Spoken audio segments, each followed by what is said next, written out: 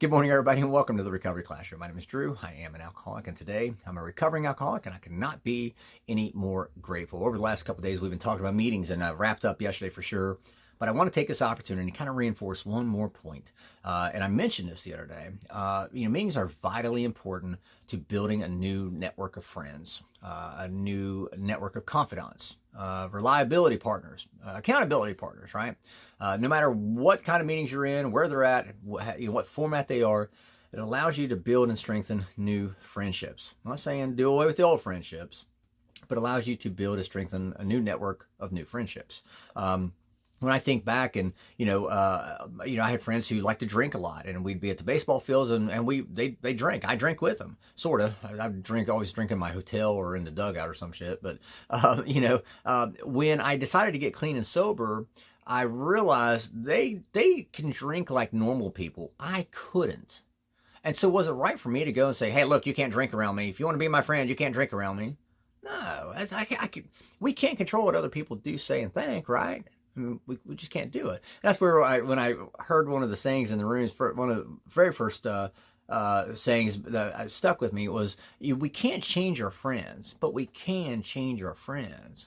See, those friends of mine who could drink like normal people, that they're still my friends, but I got a new set of friends. And this new set of friends I can have just as much fun with. Oh my gosh, some cases I have more fun with. It's insane. That's why we get sober after all, isn't it? Isn't that why we got sober? Or did you get sober just to get sober? I can't tell you the number of times I said that. I did not get sober just to get sober. I got sober to be able to laugh and smile and have fun and cut up and have a hell of a good time. Not just to sit there and go, hi, I'm happy, joyous, and free. If you want what I have, do exactly what I tell you to. That's not shit. No, God, no. Hell no. And I started thinking back in my own personal history.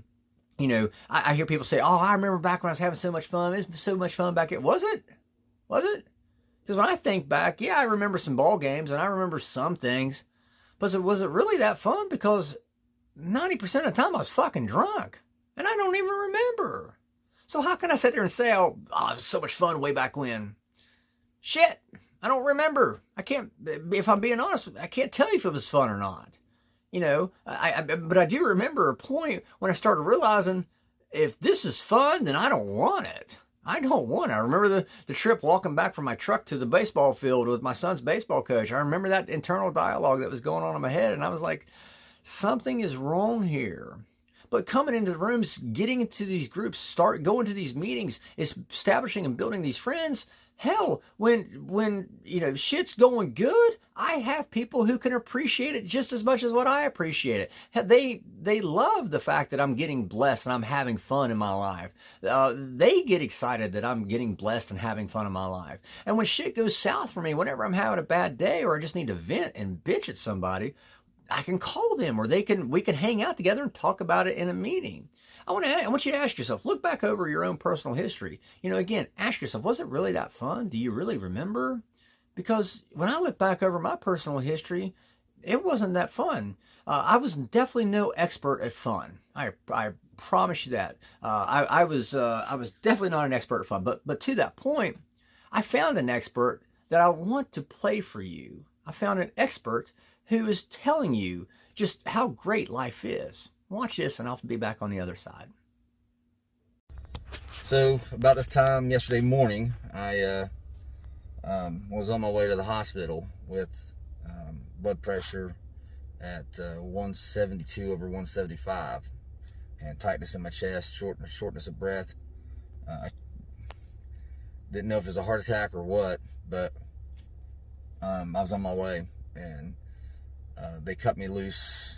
They administered some fluids, drugs, try to bring my heart rate down, my blood pressure down, and I spent the whole day in a hospital bed, thinking, worrying, but also realizing what I had to do to fix this, because I didn't want to be back in that position. So that guy looked like he was having all kinds of fun, especially after that heart attack and all. Drew, why would you say that? That's so mean. You should say that. Oh my gosh. I can't say that, because that guy in that video was me in December of 2020, 7 months before I decided to get sober. 7 months. And even whenever I had that heart attack or whatever it was they said I had, I didn't want to admit that I had a drinking problem. I did not want to admit I had a drinking problem. Oh, I swear it's got to be the fact that I don't exercise and the fact that I eat like shit. Yeah, absolutely, absolutely. It's horseshit. It's the fact I had a drinking problem. It was the fact I was miserable. That guy was no expert in fun. I was absolutely no expert in fun. That was an expert in misery. That's exactly who I was, who I used to be. Today, I get to have fun. I get to laugh and cut up. I get to have the good days. I get to have the bad days. I get to experience the whole plethora of emotions because that's what I signed up for. Ask yourself, what did you sign up for? Did you sign up to have fun? Because if so, you're on the right path. With that being said, I'll let you guys go. Thank you guys for letting me come in and share 5 to 10 minutes of your day with you. You guys absolutely keep me sober. And I cannot be any more appreciative. If there's a topic you'd like to hear discussed, feel free to drop it into an email to me, Drew, D-R-E-W, at recoveryclassroom.org. Well, I'll take a look at it, see what we can do. We'll be talking again soon. Remember, guys, you can't get drunk if you don't take that first drink.